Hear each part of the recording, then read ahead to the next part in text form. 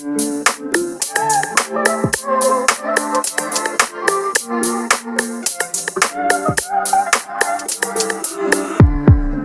guys, welcome back to my channel. I hope you're all good. So today I'm joined by a very special guest, my good friend Ashley. Hey guys.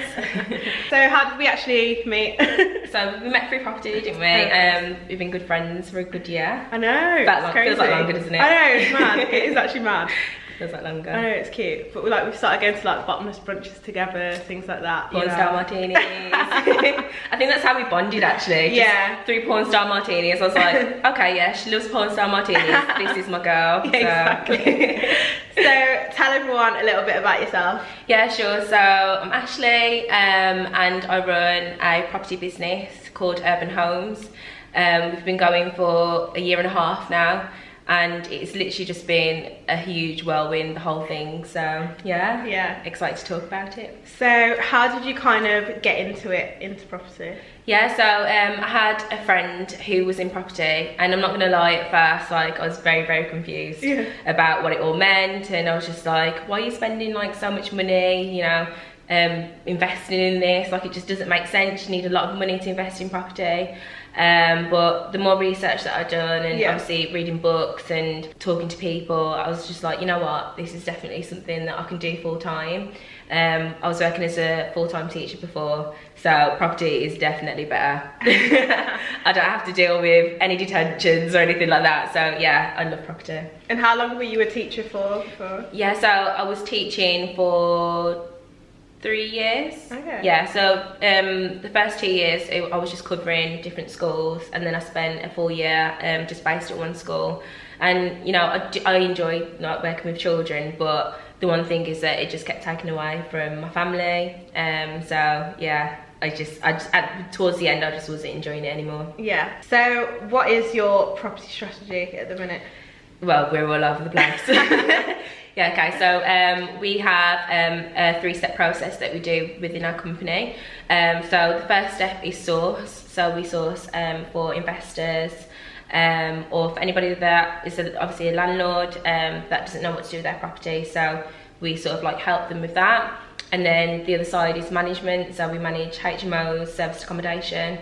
And then the third one is basically our interior design. Yeah. So I basically package up a service accommodation, I get it all kitted out, and I do like all the system setups for it as well. And the same thing with HMOs. Okay, cool. Yeah. So why did you get into sourcing? For me, I think out of all of the strategies, sourcing was definitely like the most easiest one. That we found to like start off with. You know, we had money, but we needed even more money, I feel, to sort of start our portfolio. And we found that with sourcing we were able to socialise more with people that are in the property community. We were able to learn more about property, so like below market values and SAs, HMOs, and then through sourcing, that's when we thought, okay, you know what, SAs for us or HMOs for us.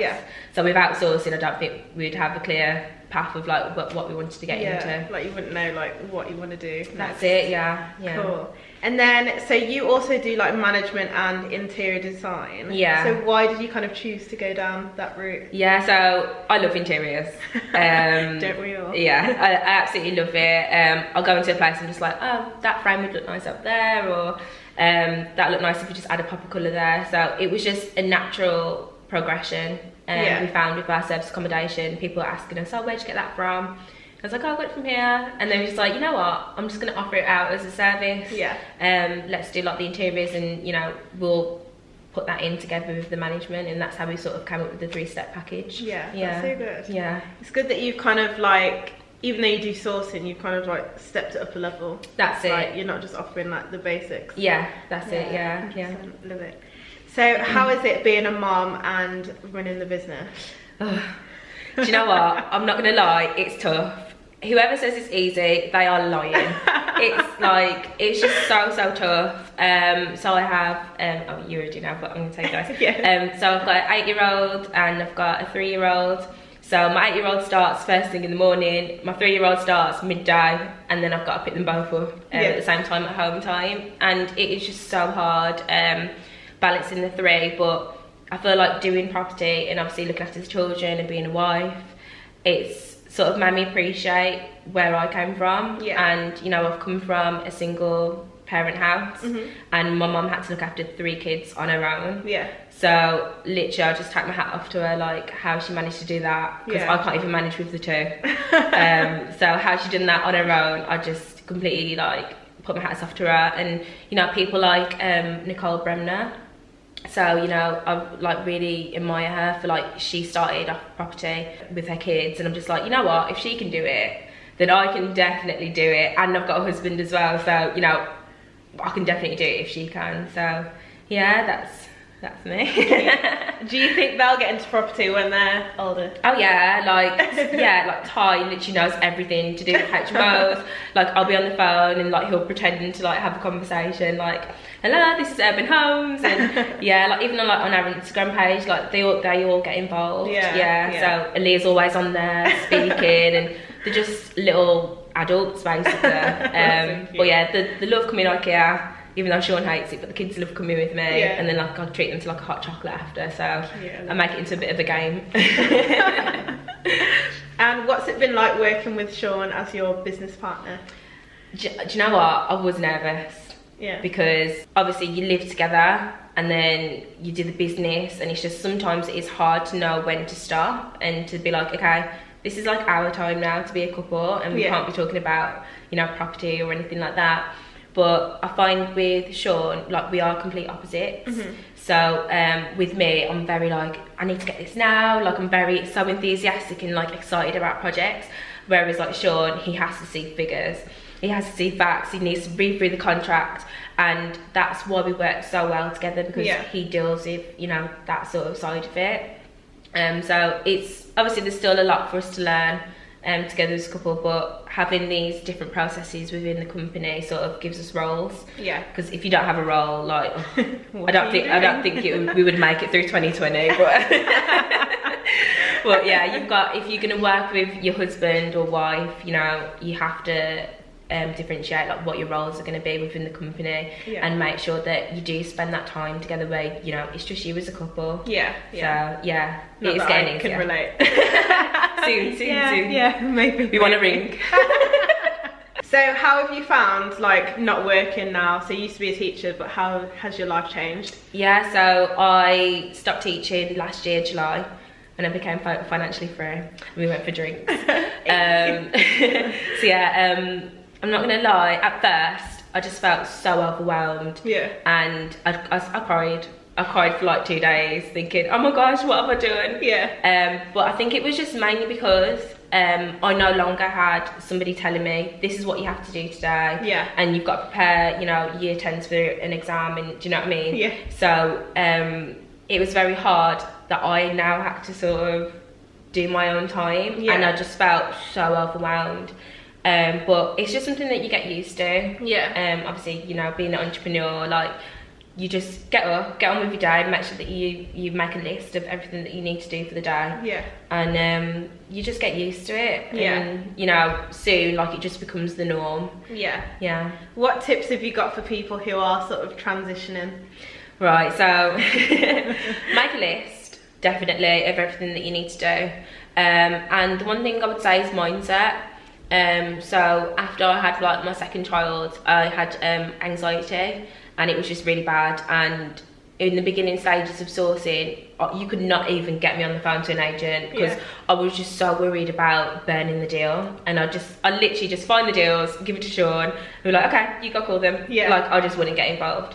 But after reading like books and listening to podcasts, I sort of got my mind in the frame that, you know, I can do this, and it's okay to get a no sometimes. Not everything is for you, and the more no's you get, the closer that you're gonna get to a yes. So you know, little things like that, and just not giving a toss. Like at the end of the day, I know my stuff, and you know, if they don't want to work with me, that's fine, because there will be other people that would want to work with me. So it's just getting your mindset in the frame that I'm a boss.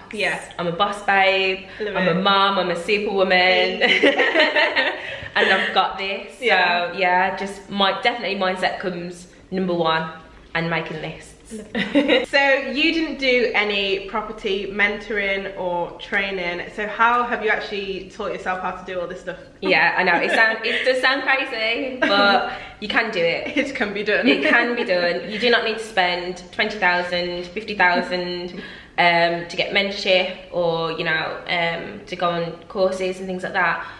Everything is free and it is out there. Yeah. And I think it's mainly about not what you know, but who you know.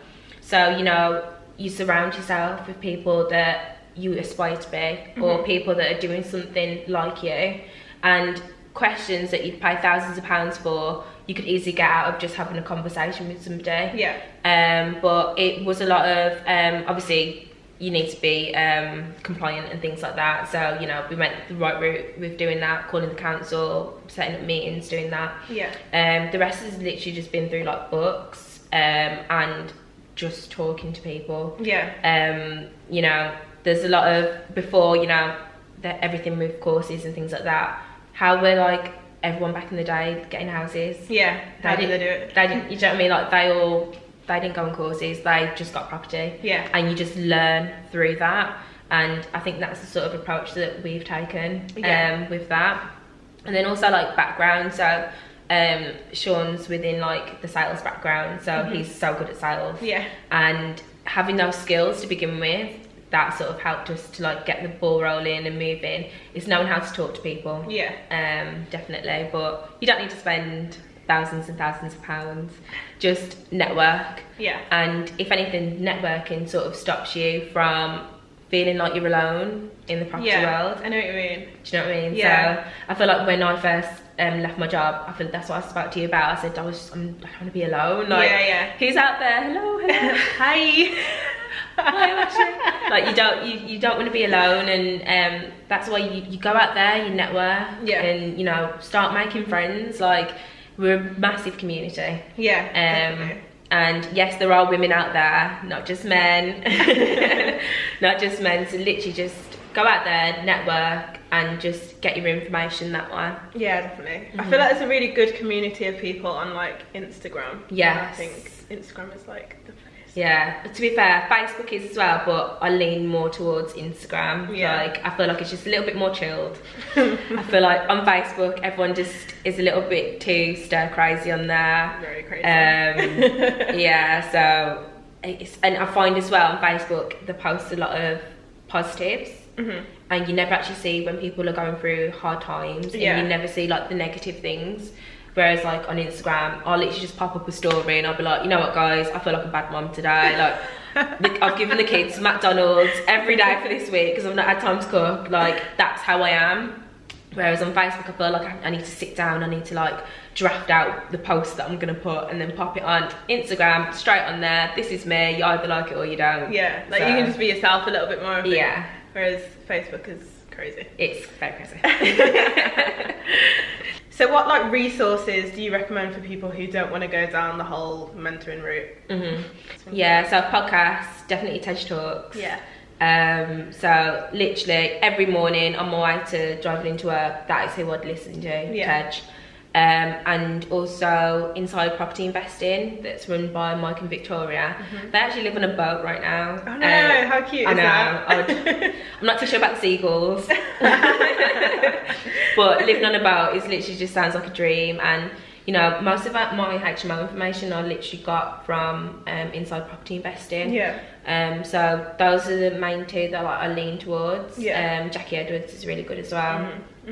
She literally just breaks down everything, everything you need to know. She's got a whole Bible on it, and I think it's more finding a person that you can relate to. So that comes in with mentorship as well. Like, I'm not gonna definitely get a mentor. Everyone needs a mentor at some point, but I'd rather get a mentor where I'm just like, you know what, that person's like me, and I feel like they'd be able to help me a little bit more. You can find mentorship anywhere. So yeah, definitely Inside Property Investing and TED Talks, definitely my go-to. And Jackie Edwards. So out of all of your strategies, which one's your favourite and why? HMOs. Yeah. I'd even hesitate. HMOs, like, that's my favourite. Sean loves service accommodation. But for me, I hate repeating myself. I know this is going to sound really bad, but I hate repeating myself. Like, I hate saying one piece of information and then like one night later having to repeat that information, and then 2 nights later having to repeat that information. Yeah. Whereas Sean, he looks at it, so he gets on with it. HMOs, like, I actually like get on with all the tenants that are there. Some of them actually like work within the business. Oh, no way. Which is, so this is recent.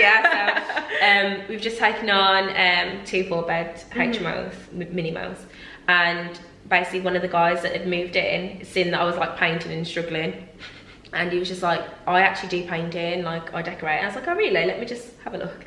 And like literally as we speak, he's started painting like the house. And we're just like, okay, well, you know, if you want any more work, we're taking on more. Yeah. And so he's going to be doing a lot more work for us. Yeah. But they know me, like we all get on, and I just try and give everyone a chance.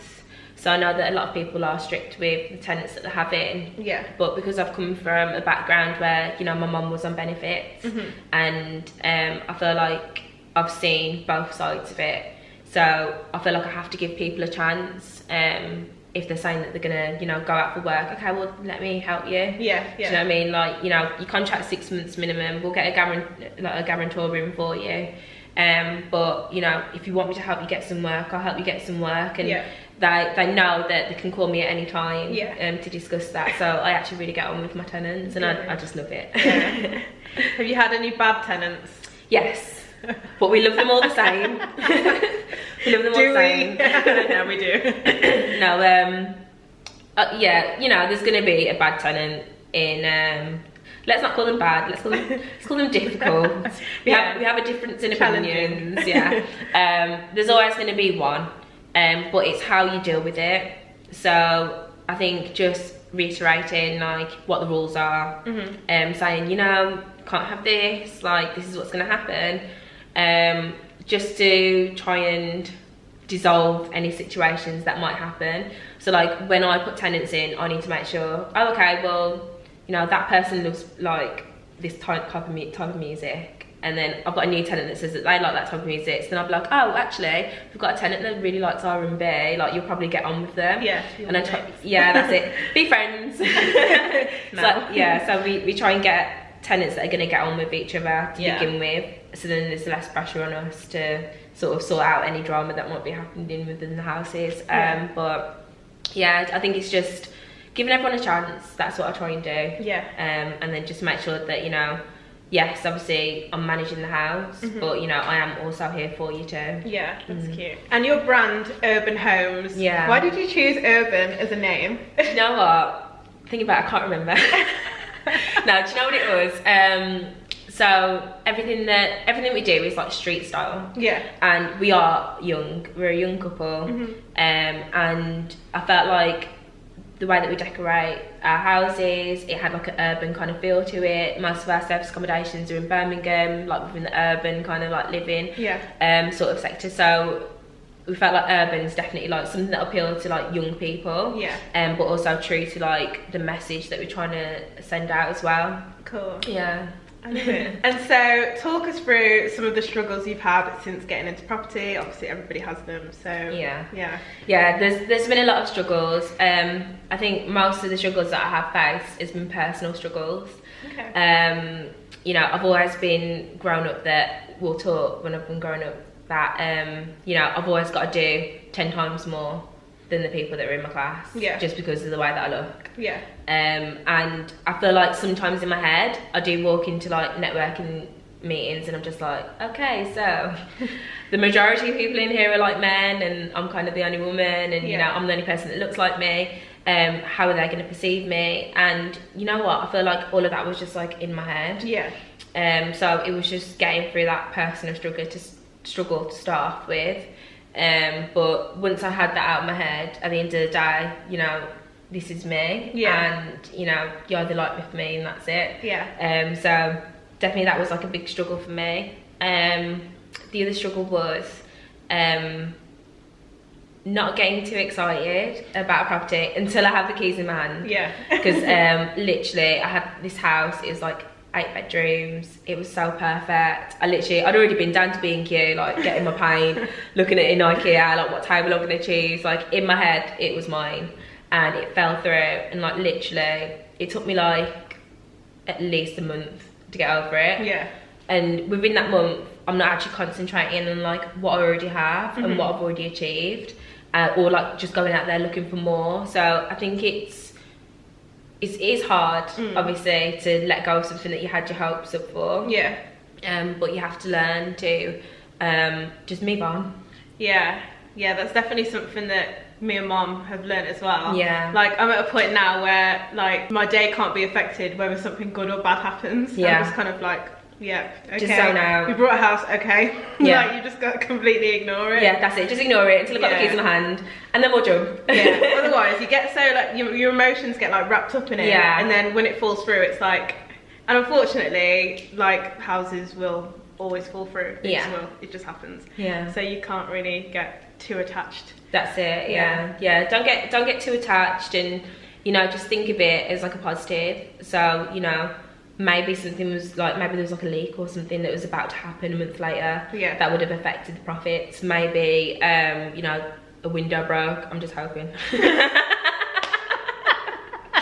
But you know what I mean, like maybe something bad would have happened to the house that would have completely just put us out. Yeah. And we were sort of saved from that. And like even after, you know, not getting that, we were blessed with like a few more properties. So, you know, now I've got that to concentrate on. Yeah. I will get it one day. One day I will get it, but I've got that to concentrate on. So definitely, you know, you can't be hung up about if you lose something. Always go for now. That's one of the books that myself and Sean read. Go for now. Yeah, definitely. It's good, isn't it? Yeah, it's so good. It's really short as well. So yeah. I literally like read it in the morning. Yeah. It was so short. Like literally, like why doing your hair? Just like I love it. And what's next for you in 2020? Oh, just everything. Okay, so hopefully I will have more staff within the Urban Homes branch. I actually want to buy a house as well. Yeah. I want to do more of like what Leah and Cheryl's doing. Like literally, they're just like smashing it at the moment. No, honestly. Yeah, so I want to do something like that, like whether we get like a 2-bed home and then convert it to a HMO. But you know, the strategy that we have now, rent to rent, it was only just something to get us on the ball. Yeah. But eventually you have to think about when these contracts end. So all of our contracts with the HMOs, they're all 5 years. Okay. But then what happens after 5 years? Yeah. Is the landlord think it's nice and then going to get greedy and want it back, or is he going to want more money? So we have to think about ourselves then. Yeah. So in the meantime, we're just like, okay, let's start buying, let's get, you know, that sorted. So if something does happen with that, we know that we've got that to fall back on. Yeah, cool. Yeah. How exciting. And you mentioned the other day about starting a new business. Yes. Tell us about this. So I'm very into like, okay, so when we go on holiday, I am literally like the annoying one that's like, no guys, at 9 AM we've got to be here, at 11 AM we've got to do this, and I just love coming up with like itineraries and things like that. So I really want to go into like travel, so that'll tie in like with the service accommodation. So I want to do like stags and hens and large party groups, and I just want to plan, like let me plan let me plan your day, let me plan your event, and then you know, I'll sort out the accommodation, the flights and things like that. So that's definitely like another venture. Sean's not really interested in that, but it's fine. But that's definitely something that like I want to do. You know, it's different. I know that there is another company that's out there that's doing the same thing, but not many people know about them. Okay. And I feel like something like that is definitely needed, like within the West Midlands. So yeah, I'm just excited to like get started on that already. Yeah, I've got like 4 weddings this year, so oh my God. I know, 4 weddings, and I've already planned her hen. Like literally I just took over it and I was like, yeah, I'm gonna plan your hen.